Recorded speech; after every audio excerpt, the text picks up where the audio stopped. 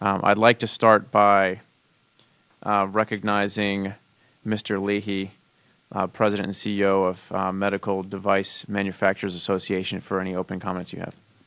Thank you, Mr. Chairman. Chairman Nye, Ranking Member Schock, members of the subcommittee. On behalf of the hundreds of innovative companies that the medical device manufacturers represents across the country, I would like to thank you for your efforts to strengthen and modernize the SBIR and STTR programs. MDMA's mission is to ensure that patients have timely access to safe and effective products, most of which are developed by small, innovative medical technology companies. After reviewing the subcommittee's various legislative proposals, I am confident that if enacted, these improvements ensure that small, innovative companies have access to necessary resources to develop life-sustaining and life-enhancing products. Given the advancements in science, increasing regulatory requirements, and access to venture capital that are often needed to develop these technologies, it's critical that changes are made. Furthermore, with today's economic climate, government assistance for small companies has never been more important. One of the cornerstones of the government investment in small companies has been the SBIR and STTR programs. Resources from these programs, in addition to private investment, have greatly improved the quality of care over the past 20-plus years. However, as you are aware, the Small Business Administration's reinterpretation of the definition of individual has hindered the landscape of the public-private partnership envisioned by the SBIR program. Since SBA's reinterpretation of ownership requirements under SBIR, the number of medical technology companies applying for grants has significantly declined. Applications for SBIR grants at the National Institutes of Health, the most prolific grantor of SBIR grants to medical technology companies, have dropped nearly 12% in 2005, 14.5% in 2006, and 21% in 2007. As a result, many promising technologies from smaller companies did not receive support from SBIR, and patients have suffered as a result.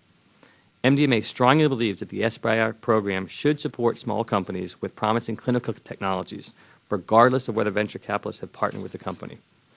Fortunately, this subcommittee is taking the necessary steps to correct the actions of the SBA and ensure that the SBIR and STTR programs are restored to their critical roles of providing promising entrepreneurial technology companies with the resources needed to develop clinical solutions of tomorrow. I would now like to focus my remarks on a few key elements of the subcommittee's legislative proposals that are welcome improvements to the current programs.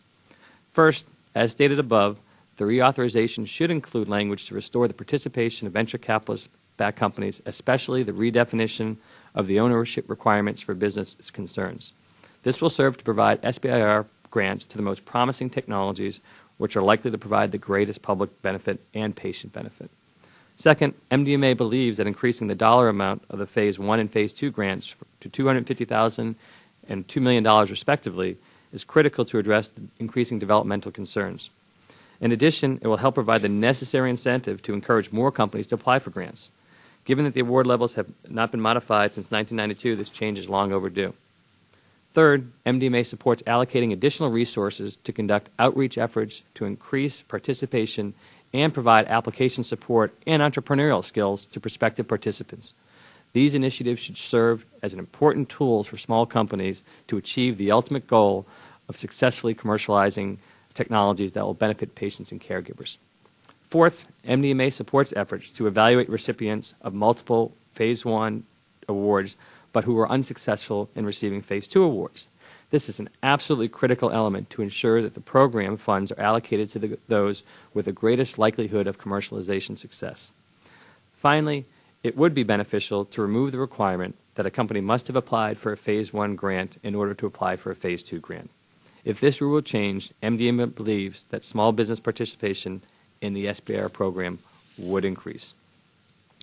Adopting these challenges outlined above and included in the subcommittee's legislative proposals are consistent with the SBIR and STTR programs to ensure that the nation's small, high-tech, innovative businesses are a significant part of the federal government's research and development efforts. They are also consistent with the SBA's mission to strengthen the nation's economy by enabling the establishment and validity of small businesses. Thank you again for your efforts and leadership to improve and modernize these important programs, and I look forward to answering any questions that you may have.